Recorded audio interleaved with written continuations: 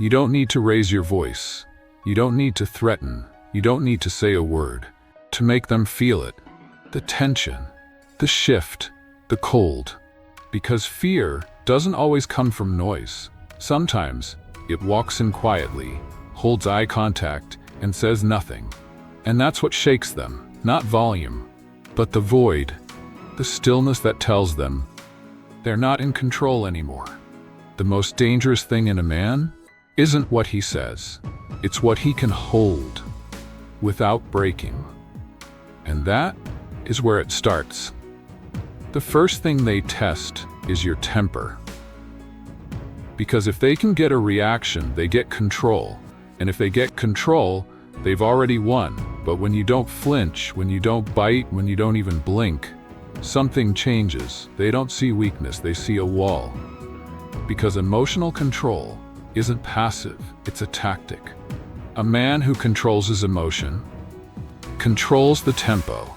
He decides when to speak, when to strike, when to say nothing. And the longer you hold the line, the more they panic, because the average man explodes. The dangerous one absorbs. He doesn't shout, he doesn't show his hand. He lets the pressure build until the room cracks before he does. That's not suppression, that's combat readiness. And the one who can stand still while everything tries to move him is the one they can't predict. And what you can't predict, you start to fear.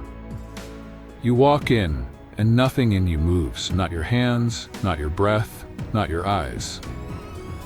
That stillness, it does more damage than shouting ever could. Because most men are allowed to hide the fact they're unsure. But you don't rush, you don't shrink, you don't explain yourself, and the absence of explanation becomes pressure. They scan you for signs, any twitch, any weakness, any window, but you offer none. And the more you say nothing, the more they start talking for you, guessing, projecting, overthinking. Because when a man can stand still in chaos, he doesn't calm the room, he dominates it. Not by control, but by presence. And that's what they fear. Not your strength, but the fact you never had to prove it. Damage. They expected words, a defense, an explanation, a response. But instead, you moved. No warning, no buildup, just execution. Because when you stop reacting and start acting, you stop playing their game. And that's what slices deepest. Not what you say, but what you deliver. With precision, with control, with timing. You don't shout back, you let results speak. Let improvement humiliate, let silence land like a punch they never saw coming. And when they finally realize what happened, you're already gone. No celebration, no smirk, just distance, because you didn't act to impress.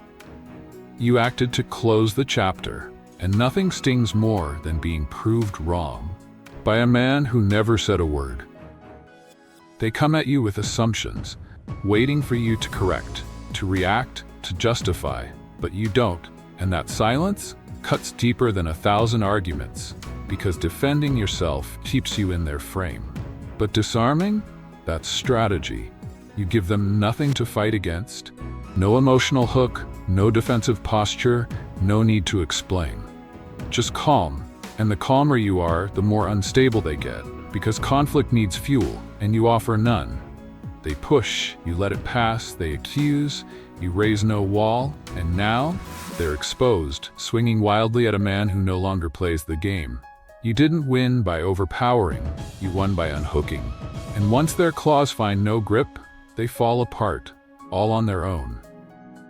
They watch you, looking for signs, a twitch, a slip, an opening. But you offer nothing. No reaction, no over-explanation, no excess. You speak when needed, you move with reason, you reveal only what serves the mission. Everything else is closed.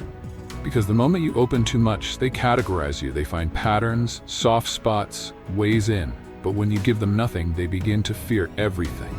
Because humans don't fear what they see, they fear what they don't. You're not cold, you're calculated. You don't overshare, you observe. And in a world addicted to exposure, you became the exception, unreadable, unreachable, untamable. They want to understand you, but they can't even locate you. And that absence of access, that's where your power lives. Silence. You don't talk about it, you don't hint, you don't tease, you don't prepare the world for your rise. You just work. Quietly, privately, relentlessly.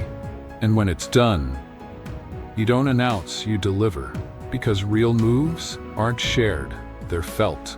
They don't need a caption, they need a consequence. You don't move for applause, you move for position. And the less you say, the more they speculate. Because while they were posting, you were building. While they were watching, you were advancing. And now, you're not ahead because you're louder. You're ahead because you stayed hidden. And the strike? It wasn't loud. It was perfect. And by the time they noticed, you were already gone. You stopped explaining yourself, stopped softening your voice, stopped editing your edges, stopped asking for permission to be whole. Because who you are isn't up for negotiation. And the moment you owned that, the room shifted. Not because you demanded space, but because you embodied one. No apology, no disclaimer, no preface, just presence. And that kind of clarity shakes people. Because most of them are still performing, still adapting, still begging to be accepted. But you stopped bending. And that alone makes you dangerous. Because a man who belongs fully to himself can't be manipulated, can't be guilted, can't be moved by opinion. He doesn't fight to be understood. He stands as proof that self-ownership is the final form of power, the kind of power that needs. He didn't threaten, he didn't explain, he didn't even raise his voice. But the room felt him. The silence, the stillness, the weight, not loud, not sharp, just final. And in that moment, they didn't fear what he might do, they feared who he had already become.